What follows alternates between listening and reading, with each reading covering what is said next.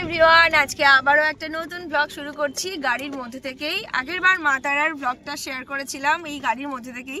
তো আজকেও আবারও একটা মা তারার পুজোয় যাচ্ছি এবং এটা আমাদের বাড়িতে, মায়ের বাড়িতে মায়ের পুজো, মানে আমার বাপের বাড়িতে পুজো। তো যাচ্ছি, আবারও কিন্তু একটা বছর হয়ে গেল। তো গলার অবস্থা ভীষণ খারাপ, ঠান্ডা লেগেছে, সবারই মনে হয় এই সিজনে ঠান্ডাটা লাগে।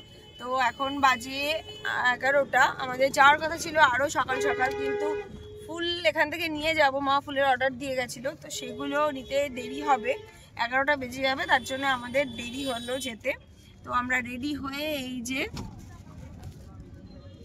কিছু মিষ্টি কেনাকাটার ব্যাপার ছিল, তো এইভাবেই আজকের দিনটা শুরু করছি। তো আশা করছি তোমাদের ভালো লাগবে, দেখতে থাকো, সাথে থাকো। আর কালী পুজো নিয়ে প্রচুর কথা, সেটা পরে বলবো, বাড়িতে গিয়ে বলবো।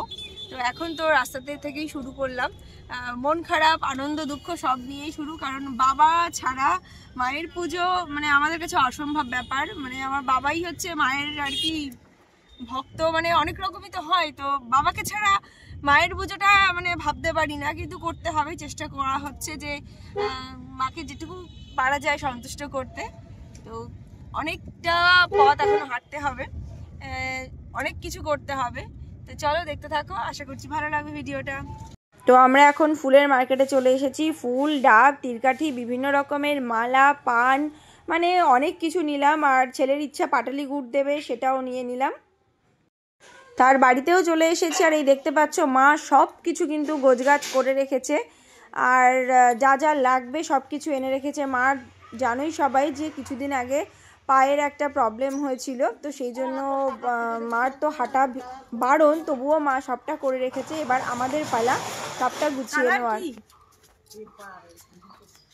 বাবা মারা যাওয়ার পর থেকে আর বক্স আনা হয় না পুজোর সময়, কিন্তু ছেলের আবদারে এবার সেটাও আনা হয়েছে। তো এখানে এখন আমি ফুলগুলোকে রেডি করে নেব।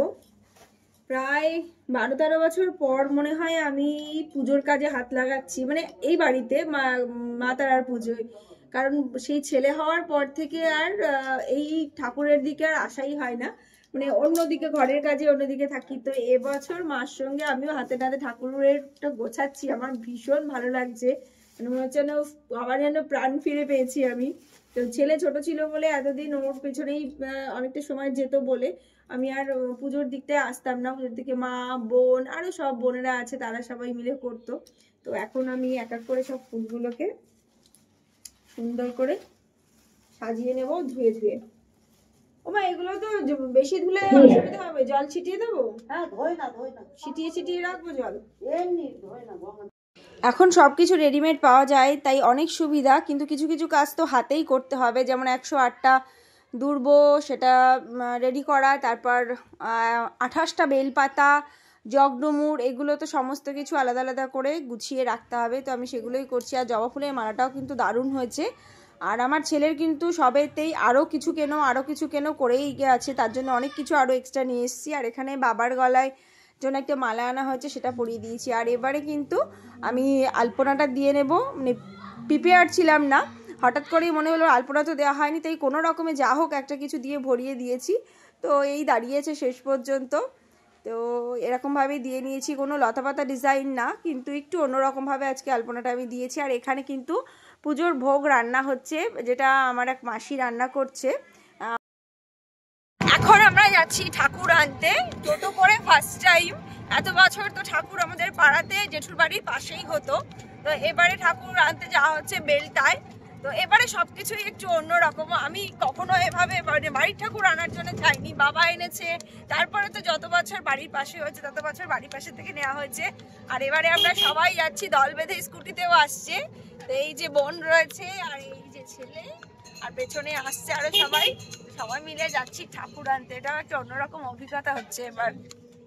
বেশ খানিকটা দূরে ছিল, গ্রামের মেঠো পথ পেরিয়ে চারিদিকের জমি দেখতে দেখতে আমরা চলে আসলাম কিন্তু আমাদের মাকে নিতে।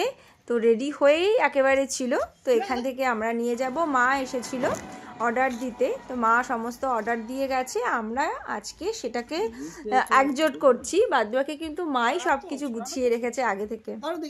তারপর অনেকটা সময় হাতে নিয়ে খুব আস্তে আস্তে টোটো চালিয়ে কিন্তু আমরা সবাই মিলে ভীষণ ধরে ঠাকুরকে বাড়িতে নিয়ে আসলাম। এবার জায়গায় বসানো হচ্ছে। তো আমি তো জায়গাটা আগে থেকেই ক্লিয়ার করে রেখে গিয়েছিলাম একেবারে সুন্দর করে আলপনা দিয়ে। তো সুন্দর করে এবার ঠাকুরকে আসনে বসিয়ে দেওয়ার পালা। আর এবারে আমি তোমাদেরকে আগেই শর্ট ভিডিওতে দেখিয়েছিলাম যে মায়ের জন্য আমি একটা মুকুট এনেছি, তো সেটাকে এবার পরিয়ে দিচ্ছি। ভীষণ ভালো লাগছে, শান্তি লাগছে এবং মাকেও যেন আরও সুন্দর লাগছে এটা পরে।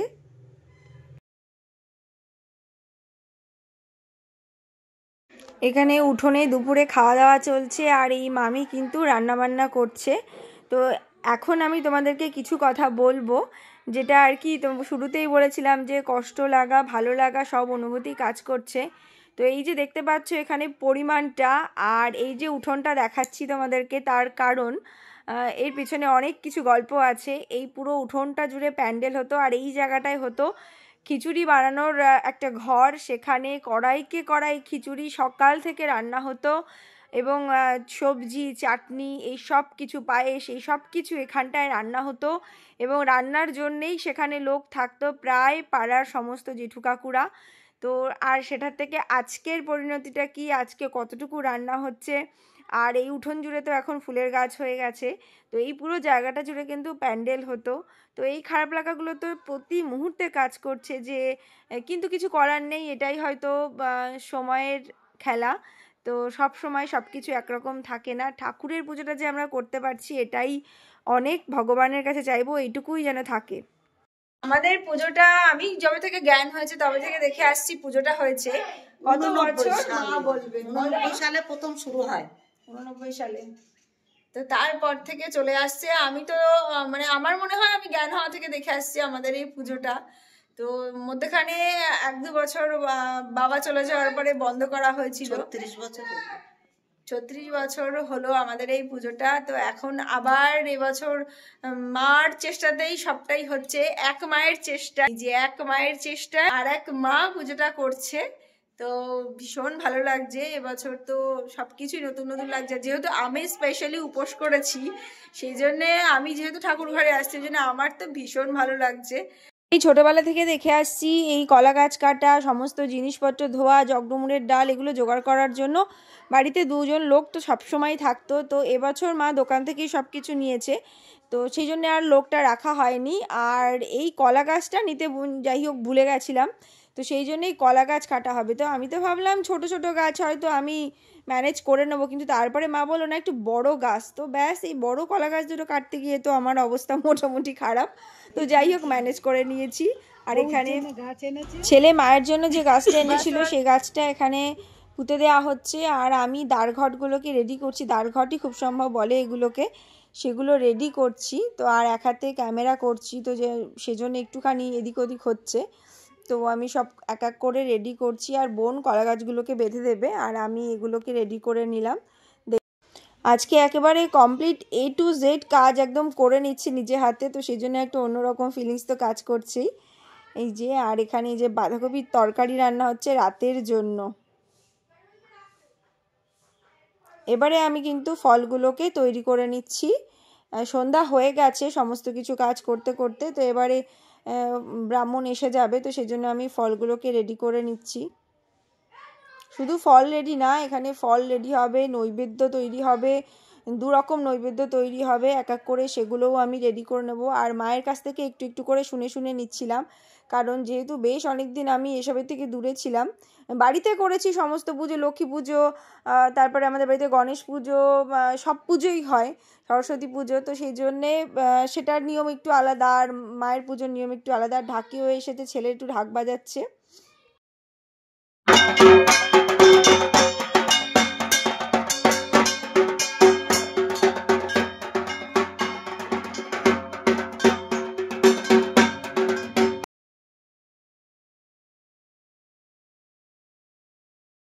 আমরা যাচ্ছি মহাদেবের কাছে, আগে মহাদেবের কাছে ভোগ দিয়ে তারপর কিন্তু আমাদের বাড়িতে কালী পুজো শুরু হয়।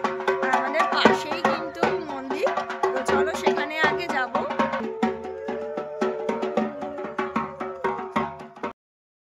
এখানে এবার পুজো দিয়ে তারপর আমরা আবার বাড়ির দিকে রওনা দেবো। আর ছোট্টবেলা থেকে কিন্তু এই শিব ঠাকুরকেই পুজো দিয়ে এসেছি। তো এবারে পুরোহিত মশাই চলে এসেছে, এবারে কিন্তু আমাদের কাজ খুব একটা নেই, শুধুমাত্র তাকে জোগাড় করে দেওয়া সব কিছু যা বলবে। আর পুজোয় বসেছে, আমি চারিদিকে একটু ধুনো দিয়ে নিচ্ছি আর টুকটাক যে কাজগুলো বাকি সেই কাজগুলো হাতে হাতে করে দিচ্ছি। আর এখানে দেখতে পাচ্ছ পানির খুলি করতে মনে ছিল না, তো সেটা করে দিচ্ছি আমি। আর উনি তো সমস্ত কিছু ওনার গুছিয়ে নিচ্ছে।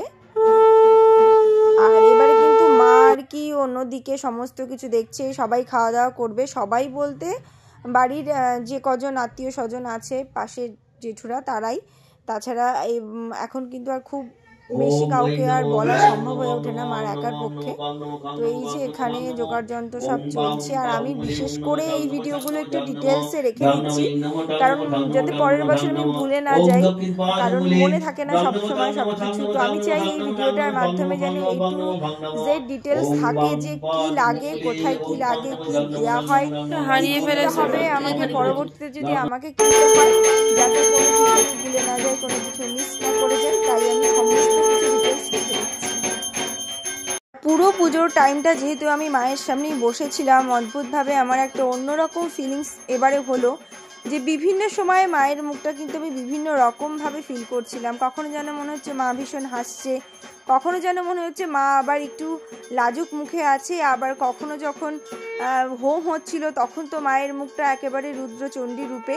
তো বিভিন্নভাবে আমি মাকে কল্পনা করছিলাম, অনুভব করছিলাম, সেই গল্পগুলো শেয়ার করে নিলাম। তো আশা করছি তোমাদের এই ভিডিওটা দেখতে ভালো লাগছে। আর এবারে কিন্তু এই যে 108টা প্রদীপ জ্বালানোর পদ্ধতিটা ছিল সেটা করছি আমি আর বোন মিলে। তো এটা জ্বালিয়ে নিচ্ছি এবার।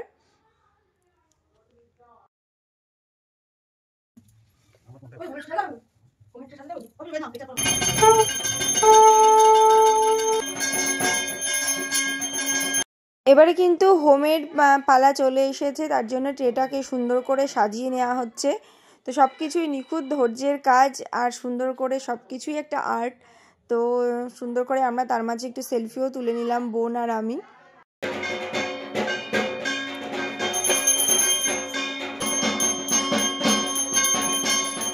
এভাবেই কিন্তু পুজোর দিনটা শেষ হয়ে গেল এবং পুজো কমপ্লিট হলো অনেক রাতে। তারপর আমরা সবটা গুছিয়ে নিজেরা উপোস ভেঙে প্রসাদ খেলাম, ওই জন্যে আর তখন ক্যামেরা অন করিনি। এবারে কিন্তু সকালবেলার পুজোর পালা। আমাদের বাড়িতে কিন্তু কালী পুজোতে পরের দিন সকালবেলায় একটা পুজো হয়। তো সেই পুজোটা তোমাদের কার কার আমাদের মতের সাথে মেলে আমাকে অবশ্যই কমেন্ট করে জানিও।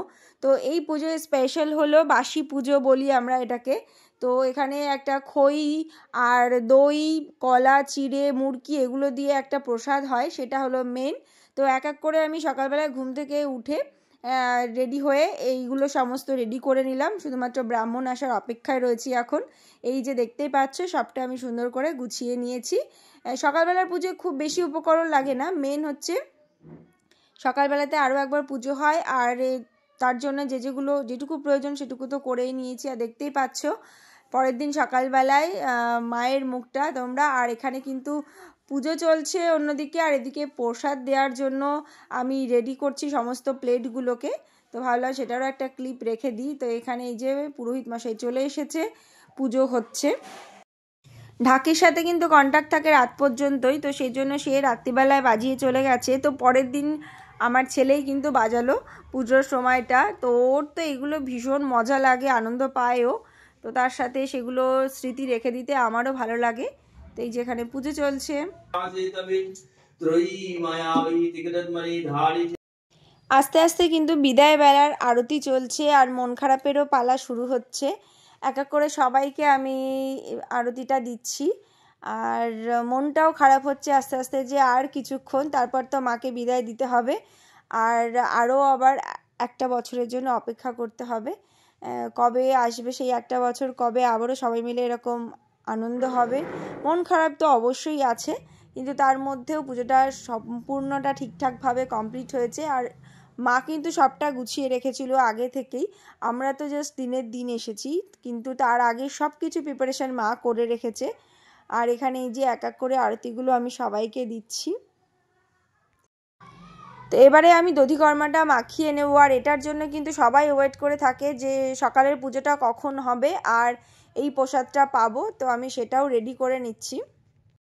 অন্যদিকে চলছে কিন্তু এই যে এদের কিন্তু গান শোনা আর আমাদের পিকনিক চলছে। পরের দিন ইচ্ছাই ছিল যে সবাই মিলে পিকনিক করব, কারণ আলাদা দিন আর হচ্ছিল না পিকনিক করার। তো সেই জন্যে আর রান্নাবান্না যেখানে হচ্ছে আমি সেখান থেকে দূরে থাকবো সেটা তো ঠিক হয় না, তো নিজেকে বেশিক্ষণ এদিক থেকেও দূরে রাখতে পারি না। তো তার জন্যে এই মামি সবটা করছিল, আমি মাঝে মাঝে এসে তো ওই বলে না হাওয়া ডালে ফোড়ন কাটা, তো আমি সেরকমই করছিলাম।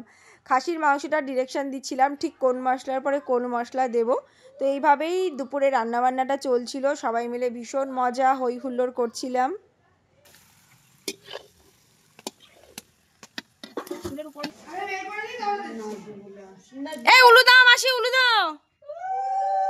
এবারে বরণের পালা, এবারে বরণটা বোন করছে। আমি যেহেতু ওদিকে রান্নার ওদিকে ছিলাম তো সেই জন্য বোনকেই বললাম তুই বরণ করে নে। তো এক এক করে মাকে বরণ করে মাকে বিদায় দিতে হবে। ভীষণই মনটার মধ্যে কষ্ট হচ্ছিল, কিন্তু এটাও তো করতে হবে, তা না হলে আবার নতুন একটা বছর আসবে কি করে, নতুন বছরে আসার আনন্দটা হবে কি করে। আর আমাদের কিন্তু এই নিয়মটাও আছে, তো সেটাও করা হলো। না না কত দিচ্ছিস? আরে ঠিক আছে, একটুখানি দিয়েছি। আসছে বছর কালী ঠাকুর মাই কি, আসছে বছর দুহাত দিয়ে ধর, দুহাত দিয়ে ধর কি, আসছে বছর কালী জয়, আসছে বছর আবার হবে। আর এই দেখো আরেকজন পুকুরে নামার সুযোগ তো পায় না, তাই পুকুরে নেমে তো ভয় পাচ্ছি বলে আমি ওকে বসিয়েই দিয়েছি। তো এখানে বসেই ও ভিজছে। আর এখানে দুপুরবেলায় সবাই খাওয়া দাওয়া করা হচ্ছে। মেনুতে ছিল ডাল, মসুর ডাল আর আলু ভাজা একদম কুরকুরে করে, আর খাসির মাংস, স্যালাড, লেবু। তো এই দিয়ে খাওয়া দাওয়া হচ্ছে। আর মা ওখানে মাংসের গামলাটা পাহারা দিচ্ছে। রান্না বান্না কিন্তু সব কাঠের জালে হয়েছে আর বাইরে হয়েছে, মানে একটা পিকনিক ফিল করার জন্য। আর প্রচুর নাচানাচি করে আজকের ভিডিওটা এখানেই শেষ করছি। তো সবাই ভালো থেকো, দেখা হবে আবার নতুন ভিডিওতে।